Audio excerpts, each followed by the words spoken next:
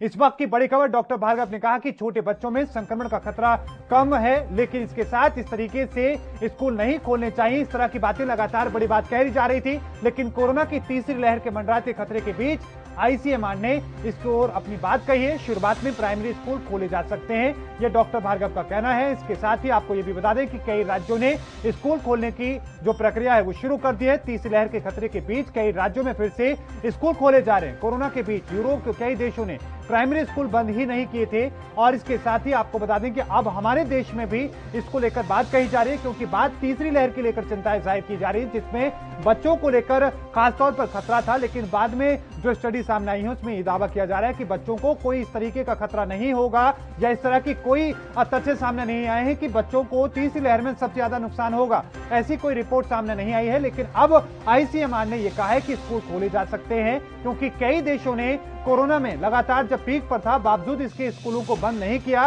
लेकिन हमें निर्देशों का पालन करना होगा, यानी कि जो एसओपी है उनको पालन उनकी करनी पड़ेगी, चाहे मास्क लगाने की बात हो, या फिर हाथ को धोने की बात हो, या फिर उचित दूरी का ध्यान रखने की बात हो। इसके साथ ही तमाम तरह के निर्देश जो सरकार ने दे रखे हैं। इसी के साथ अब कई राज्य सरकारों ने इसको लेकर कदम भी उठाए हैं और अपने अपने राज्यों के अंदर स्कूलों को खोलने की प्रक्रिया शुरू कर दी है। कुछ राज्यों ने 6ठी से 12वीं तक का स्कूल खोलने का शुरुआत की है, तो कुछ राज्यों ने 9वीं, 10वीं, 11वीं और 12वीं तक के स्कूलों को खोलने की शुरुआत कर दी है।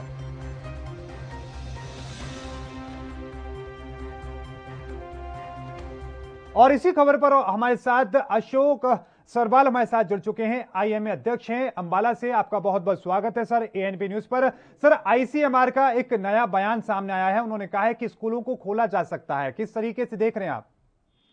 हाँ जी, ये अभी आईसीएमआर के जो डायरेक्टर रहे हैं डॉक्टर बलराम भार्गव, उनका अभी एक बयान आया है। अभी ये प्राइमरी स्कूल हम खोल सकते हैं तीसरी लहर के देखते हुए, क्योंकि बच्चों में जो है ना वो लक्षण कम होते हैं, उनमें एस रिसेप्टर्स कम होते हैं, तो इसलिए लंग्स पे उनके वायरस कम अटैक करता है।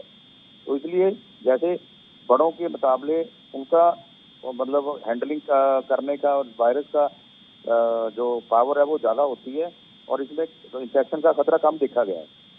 मगर दूसरी बात ये देखी गई है कि 6 से 9 उम्र के बच्चों में 57.2% एंटीबॉडी देखी गई है, जो कि अडल्ट के लगभग बराबर है। तो इसलिए हम प्राइमरी स्कूल खोल सकते हैं। लेकिन सरवाल सर, एक बात, क्योंकि जो परिजन हैं, जो माता पिता हैं, उनमें बहुत डर है, वो कैसे मान पाएंगे, उनको कैसे समझाना पड़ेगा? ये देखो, ये तो धीरे धीरे विश्वास रखना पड़ेगा। जो रिसर्च होती है वो आम पब्लिक के उसमें जो फायदे के लिए होती है, तो जो उन्होंने इस स्टडी को करके जो रिजल्ट सार्वजनिक किए हैं, तो उसको हमें मानना चाहिए।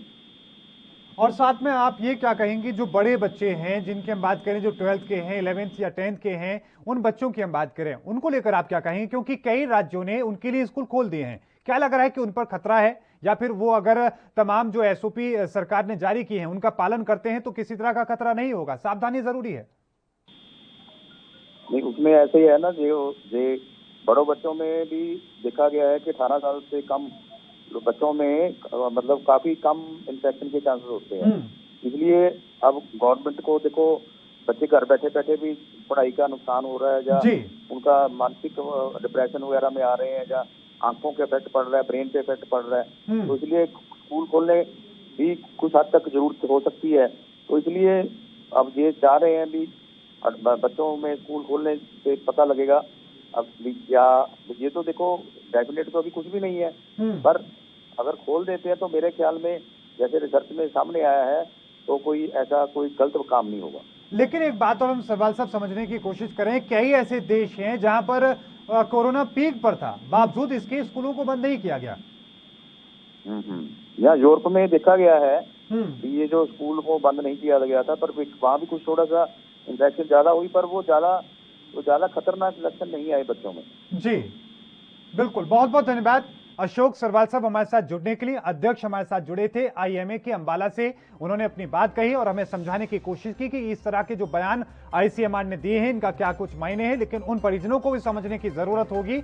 और सबसे महत्वपूर्ण बात यह कि सावधानी बरतने की हम सभी को जरूरत है। साल के 365 दिन 24 घंटे और 7 दिन हर हालात वाकयात की, हर खबर की, हर दस्तक को देखने के लिए एएनबी न्यूज के यूट्यूब चैनल को करें सब्सक्राइब और फेसबुक पेज को करें फॉलो। उठाइए रिमोट और जुड़िए एएनबी न्यूज के साथ। टाटा स्काई चैनल नंबर 1927 और एयरटेल चैनल नंबर 356 पर अब ANB news Jio TV, Moby app, Airtel Xstream OTT, Instagram, Twitter, Google Play और ऐप स्टोर पर भी अवेलेबल है। एएनबी न्यूज, आपकी बुलंद आवाज, आपकी बात।